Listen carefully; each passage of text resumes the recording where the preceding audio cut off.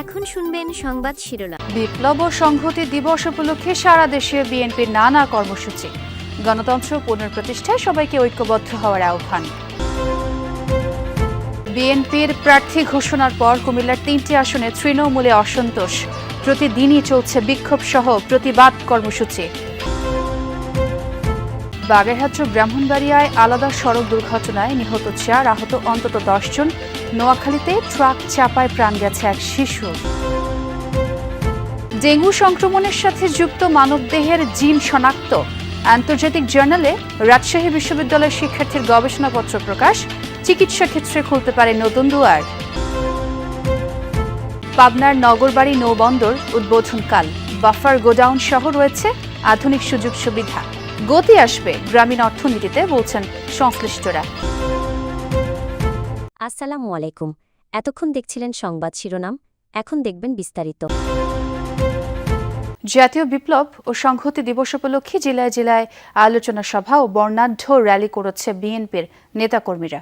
এ সময় নেতারা দলের প্রতিষ্ঠাতা জিয়াউর রহমানের আদর্শ সমুন্নত রাখার তাগিদ দেন। গণতন্ত্র পুনঃপ্রতিষ্ঠায় সবাইকে ঐক্যবদ্ধ হওয়ার আহ্বান জানানো হয় শোভাযাত্রাগুলো থেকে। জাতীয় বিপ্লব ও সংহতি দিবস উপলক্ষে ভোলায় র্যালি বের করে বিএনপি। এতে স্বতঃস্ফূর্তভাবে অংশ নেয় দলের নেতাকর্মীরা। জেলা বিএনপির আয়োজনে শোভাযাত্রাটি শহরের নতুন বাজার, বাংলা স্কুল মোড় সহ বিভিন্ন সড়ক প্রদক্ষিণ করে। পরে দলীয় কার্যালয়ের সামনে গিয়ে শেষ হয় র্যালিটি। এর আগে জেলা সরকারি স্কুল মাঠে আলোচনা সভায় জিয়াউর রহমানের বিভিন্ন অবদানের কথা তুলে ধরেন বক্তারা।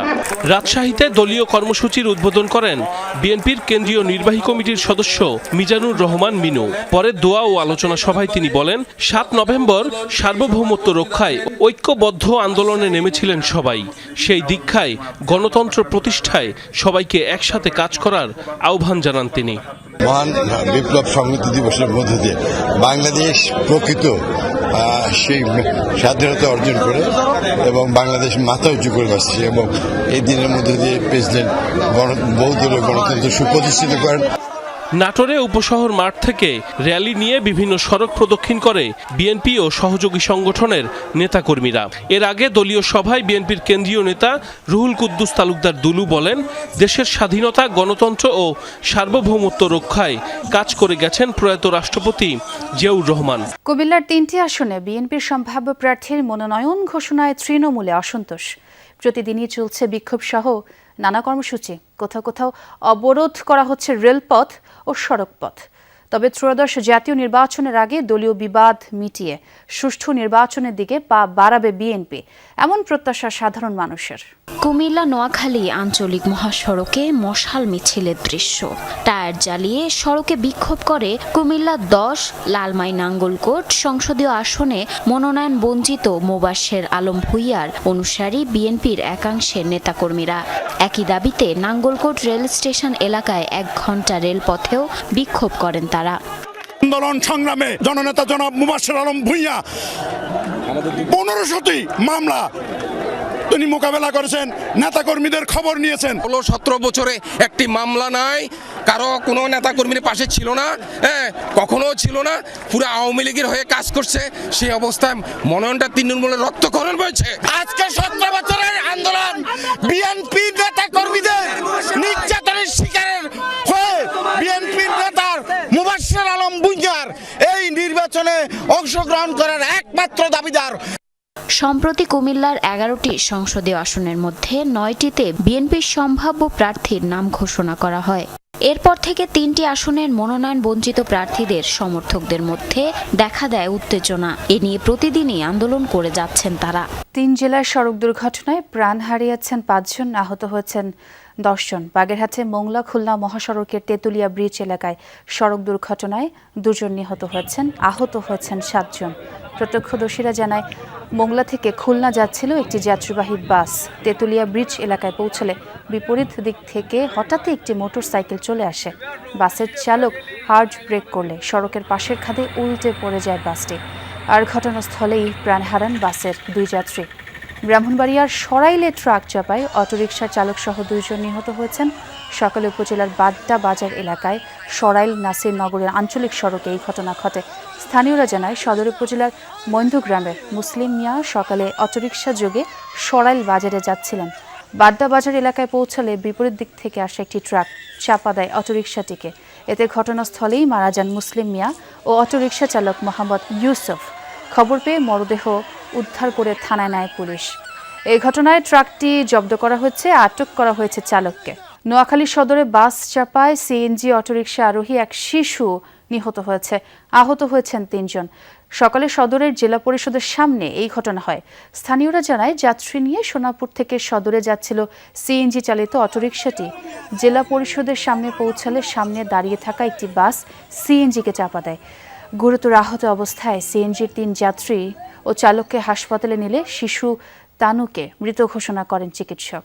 ডেঙ্গু জ্বরের জন্য দায়ী ভাইরাস নিয়ে ১.৫ বছর গবেষণা চালিয়ে এর সঙ্গে যুক্ত মানবদেহের ৯টি জিন খুঁজে পেয়েছেন রাজশাহী বিশ্ববিদ্যালয়ের এক শিক্ষার্থী।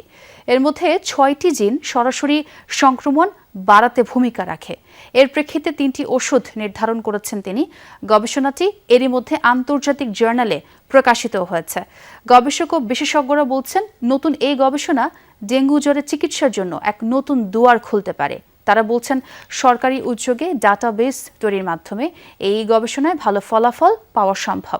ডেঙ্গু জ্বরে আক্রান্ত হয়ে দেশে প্রায় প্রতিদিনই প্রাণ হারাচ্ছে মানুষ। ভাইরাসটি এখন পর্যন্ত চিকিৎসা বিজ্ঞানীদের জন্য এক চ্যালেঞ্জ। ডেঙ্গু জ্বরে মৃত্যুর আধিক্য দেখেই রাজশাহী বিশ্ববিদ্যালয়ের পরিসংখ্যান বিভাগের শিক্ষার্থী আব্দুল লতিফ এ নিয়ে গবেষণা শুরু করেন। ১.৫ বছরের গবেষণায় ডেঙ্গুর ৯টি নতুন জিন আবিষ্কার ও ৩টি ঔষধ নির্ধারণ করেছেন তিনি। ২০২৩ সালের ডিসেম্বর মাস থেকে তিনি কাজটি শুরু করেন। এবছর ৭ অক্টোবর আন্তর্জাতিক জার্নাল PLOS-ONE ফলাফলসহ গবেষণাটি প্রকাশিত হয়। গবেষণায় সিলিকো বিশ্লেষণের মাধ্যমে তারা মানবদেহের ৯টি জিন শনাক্ত করেছেন। কিছু জিনই আমরা আইডেন্টিফাই করতে পেরেছি, সিগনিফিকেন্টলি আমরা প্রুফ করেছি আমাদের এই অ্যানালাইসিসে। জটিলতা কাটিয়ে আগামীকাল চালু হতে যাচ্ছে পাবনার নগরবাড়ি নৌবন্দর। যমুনা নদীর তীরে ৩৬ একর জায়গায় ৫৬৩ কোটি টাকা ব্যয় নির্মিত হয়েছে বন্দরটি। আধুনিক সুযোগ সুবিধা সম্বলিত এই নৌবন্দর চালু হলে পাল্টে যাবে স্থানীয় অর্থনীতির চিত্র, বাড়বে রাজস্ব আদায়, বলছেন সংশ্লিষ্টরা।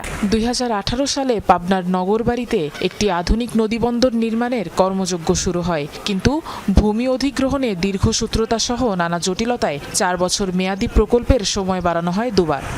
যমুনা তীরবর্তী ৩৬ একর জায়গায় ৫৬৩ কোটি টাকা ব্যয়ে গড়ে উঠেছে নৌবন্দরটি। এখানে রয়েছে ৩৬০ মিটার কংক্রিটের jetty, terminal, warehouse, godown, buffer godown সহ আধুনিক সুযোগ সুবিধা আছে। দ্রুততম সময়ে পণ্য লোড আনলোডের সুব্যবস্থাও।